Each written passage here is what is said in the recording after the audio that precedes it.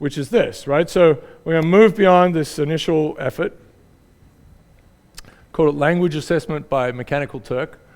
Mechanical Turk is okay, but it did work pretty well here, right? So it's a bit of an up and down thing. So Mechanical Turk, does everyone know about Mechanical Turk?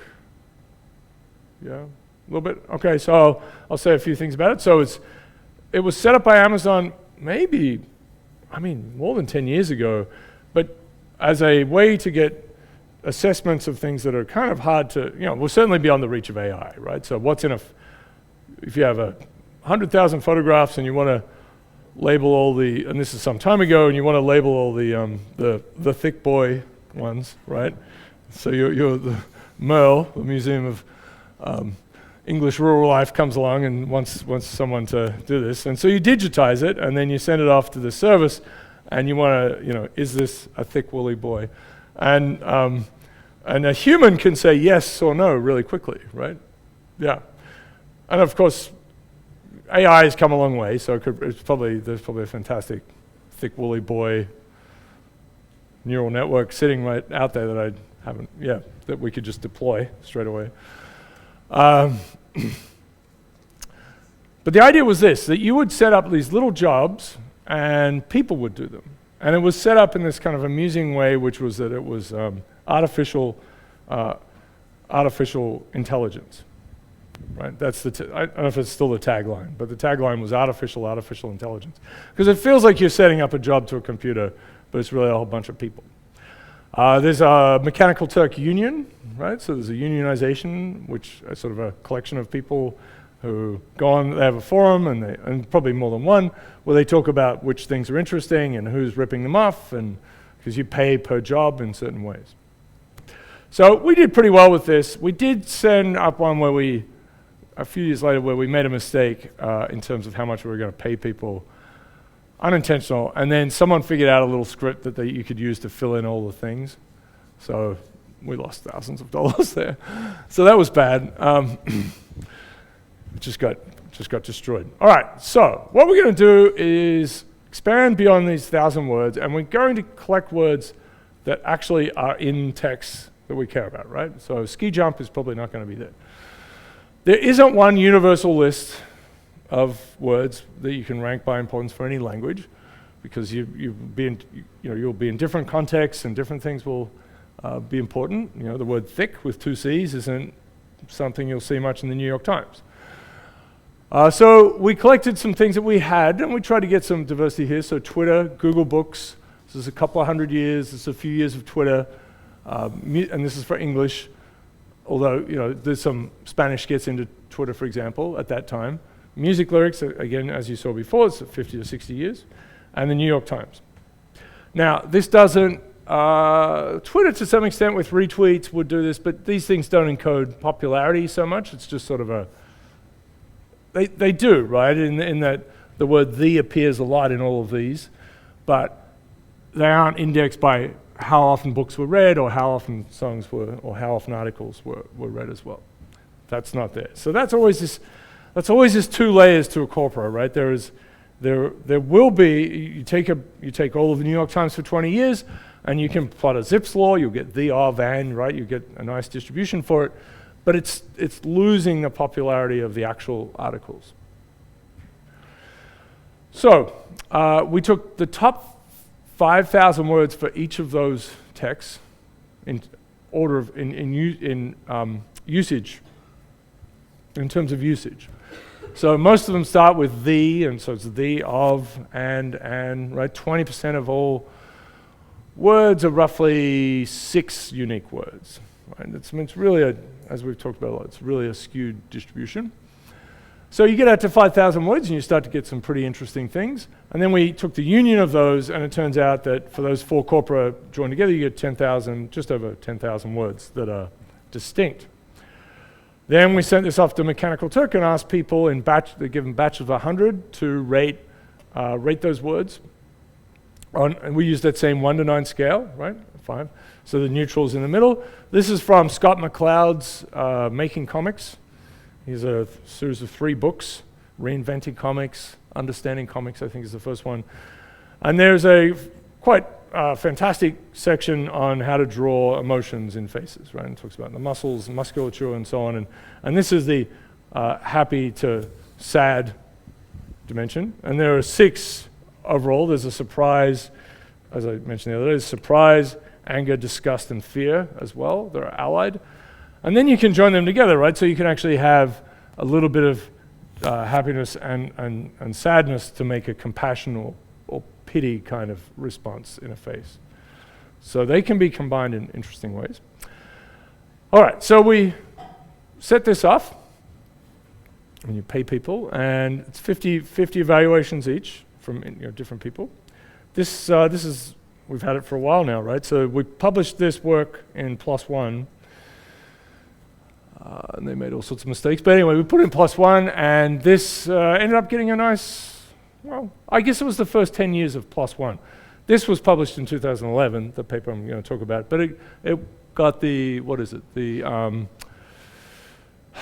data for social, well, I guess it was under social networks for some reason. Anyway, so the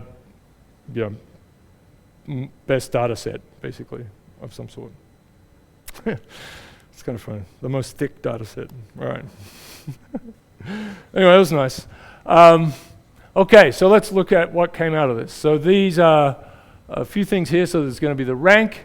This is the happiness rank, the word itself. This is the average score. This is standard deviation, which is an important thing. That's going to be quite important for us. Of course, we have the 50 independent evaluations, and this is just where they ranked in those different things. So for instance, rainbows, people don't use it in the top 5,000 on Twitter. Google Books, it's not there, but it is in lyrics. They talk about rainbows. What's going on? Do you think there's anything with the drawings? We didn't use those ones, actually, for that particular one. It's a little messed up. Okay. I should say, what we really used were just little smiley faces. And Jake Williams, as a former student, really thought about the parabola of the smile. So to index it properly, so that it was sort of, it was symmetric, I guess. But you're right. You think it might be too. Well, I was just going to say, it looks like laughter. I mean, it's like, yeah. We didn't actually use this. It's true. So I'll show you some things later on where I've made representations, just to, Okay, so, all right, so a lot of good things, right? So there's love, and we don't stem things, and so that's something that people argue about a little bit, but we have some reasons for doing that. So lots of happiness up here, jokes, weekend, enjoyed, winning, rainbows. All right. This is the bottom, so the bottom is not so great, right? So, and it is largely about death, and this is down to 10,222. Most people agree, right? There's some standard deviation, right? So this is 1 is the lowest you could get, but not everyone put 1, but these words. Fair enough. All right, so what I'm going to show you next is so it makes sense, right? And then we have 10,000 words in between, right? So we have this big list. So the next list of words will be the ones with the highest standard deviation. So these are ones that people don't agree on for whatever reason. They either have different opinions or they can't figure them out.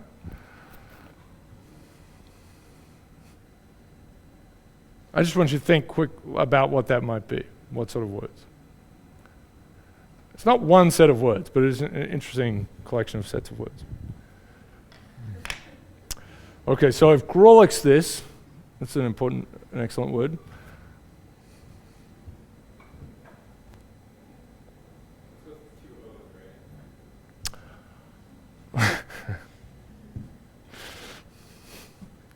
I'm just reporting what the humans did. So this word, this means, so in comics, you've got someone who's swearing, and you have a little thing like this. Yeah, this is, you Grolix the text. There is a verb. So, not in this paper, but another one by Jake Williams, which had music lyrics and Twitter, I guess. We had was getting phrases out. So we have these 2 and 3 and 4 and 5 word phrases.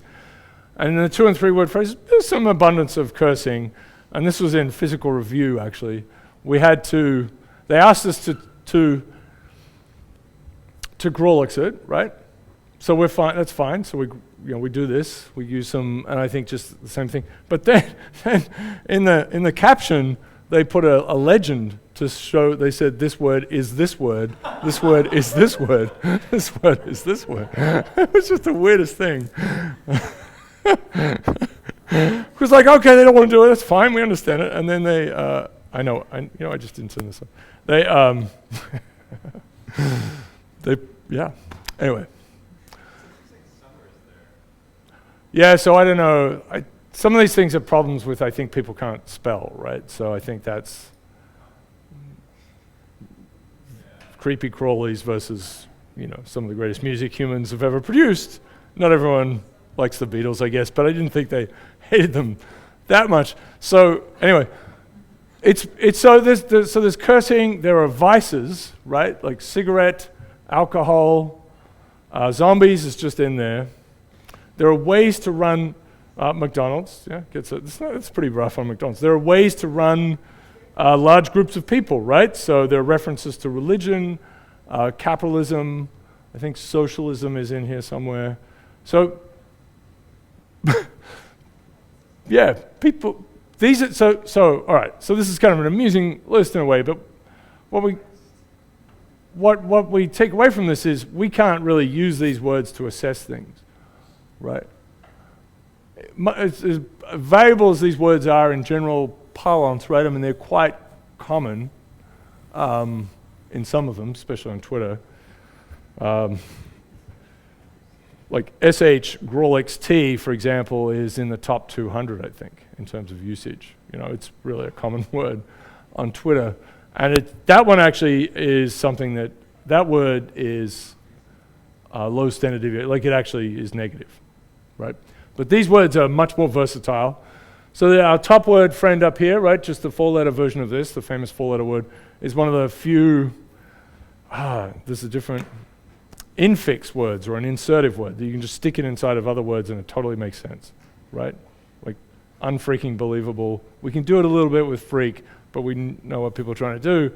But it's a rare word where you can just stick it inside of other words, and that's okay. Prefix, suffix, but there's also infix.